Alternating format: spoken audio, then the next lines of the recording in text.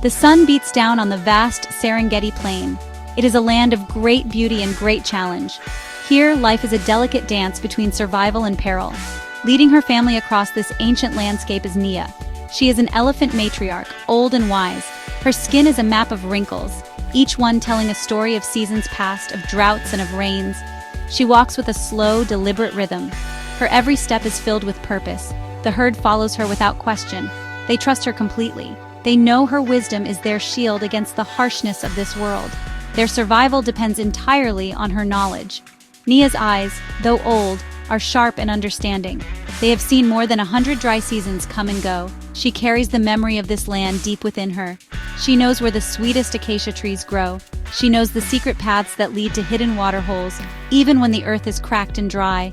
Her great ears flap gently, catching the faintest sounds carried on the wind. She can sense the distant rumble of a coming storm. She can hear the silent warning of a predator hiding in the tall grass. This is not instinct alone. This is knowledge, carefully gathered and protected over a lifetime. Her family is a tapestry of different ages. There are large, strong bulls who guard the flanks. There are mothers who gently nudge their young. And there are the calves, small and curious, staying close to their mother's legs. They watch Nia with wide, innocent eyes. They are the future of this herd. For them, Nia's journey is more than just a search for food and water. It is a living classroom. Every day they learn the lessons of the Serengeti. They learn how to read the signs of the earth and the sky. They learn the delicate art of being an elephant. Nia stops. She lifts her trunk high, tasting the air. The others fall silent, waiting. She has detected something that they have not. A subtle shift in the wind, a scent that speaks of change. It is this profound connection to her environment that makes her such an extraordinary leader.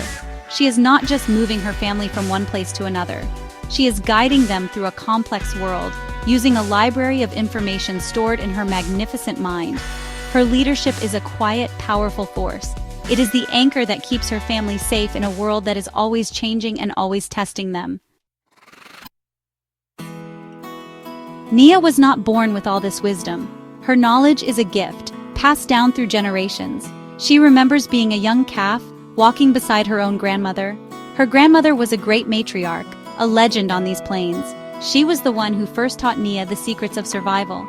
She showed Nia which plants were safe to eat and which were poisonous. She taught her how to dig for water with her powerful feet when the rivers ran dry. These were not simple lessons. They were the very keys to life, given from one heart to another, a sacred trust. Her grandmother's voice still echoes in her memory. It was a low, gentle rumble that calmed her fears. She would tell stories of the great migrations, of the long droughts, and of the floods that reshaped the land. Nia learned the locations of ancient salt licks, essential for their health. She learned the rhythms of other animals, understanding when to be cautious and when to be bold. Her grandmother did not just give her facts. She gave her a way of seeing the world, a deep understanding of the interconnectedness of all living things. It was a legacy of experience, far more valuable than anything else. This passing of knowledge is the cornerstone of elephant society. Unlike many other creatures who must learn everything for themselves, elephants build upon the wisdom of those who came before. They create a chain of learning that stretches back through time. Each generation adds its own experiences, refining the lessons and making the herd stronger. This is why the oldest elephants are so deeply respected. They are not just survivors, they are living libraries. They hold the collective memory of their people, a treasure trove of information that ensures the well-being of all. Nia often leads her herd to a grove of ancient baobab trees. Her grandmother had shown her this place long ago. The tree's bark holds water, a vital resource during the worst of the dry season. Other herds, without this ancestral knowledge, might walk right past, never knowing the life-saving secret these trees hold. But Nia knows. And because she knows, her family thrives. She honors her grandmother's memory, not with sadness, but by using her teachings every single day. The wisdom of the elders is not a relic of the past. It is a living, breathing force that guides them into the future. Nia is a patient and dedicated teacher. She understands that the future of her herd depends on the young ones. She must pass on everything she knows. She takes her duties as a teacher very seriously. When she finds a new source of water, she does not simply drink. She calls the young elephants closer. She shows them how to use their trunks to feel for moisture beneath the sand. She lets them watch her, And then she encourages them to try for themselves. She is patient, waiting as they clumsily learn the technique. Her rumbles are soft and encouraging, a teacher's gentle guidance. Look there, at the young male, Biko. He is curious and a little reckless. He wants to charge at a hyena that has wandered too close. But Nia steps in front of him. She does not punish him. Instead, she shows him a better way. She lets out a low, powerful trumpet. It is not a sound of aggression, but of authority. It is a clear message. This is our space. Move on. The hyena, understanding this ancient language, retreats without a fight. Nia has taught Biko that true strength is not about fighting. It is about using wisdom to avoid conflict whenever possible. The females in the herd also learn from her. They watch how she cares for a sick calf, using special leaves to soothe its fever. They observe how she navigates the complex social world of elephants, greeting other herds with respect and caution. These are lessons that cannot be learned alone. They must be seen, shared, and practiced.